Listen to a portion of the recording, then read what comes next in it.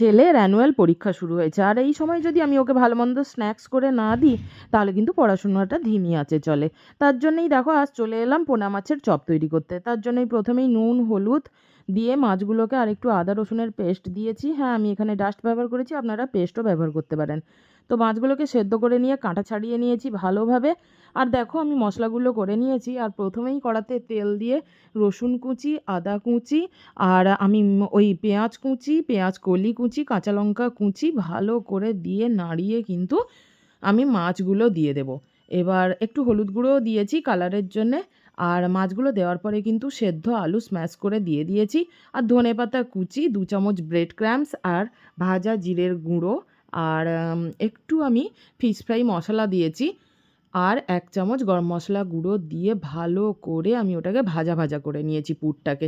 তো এবার দেখো পুরটা রেডি হয়ে গেছে, থালাতে মেলে দিয়েছিলাম, একটু ফ্যানে ঠান্ডা করে নিয়েছি।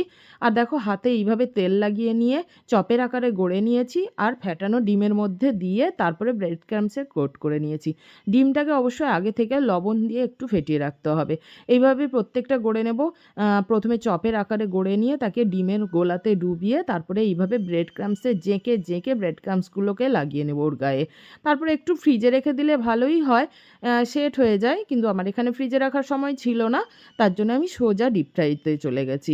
দেখো আমি কড়াইতে তেল দিয়ে কিন্তু অবশ্যই সাদা তেল দিয়ে কিন্তু আমি ফ্রাই করে নিয়েছি। আর দেখো কাসুন্দি আর পেঁয়াজের সাথে পরিবেশন করেছি। দারুণ ছিল বন্ধুরা, ফাটাফাটি। বাড়িতে অবশ্যই ট্রাই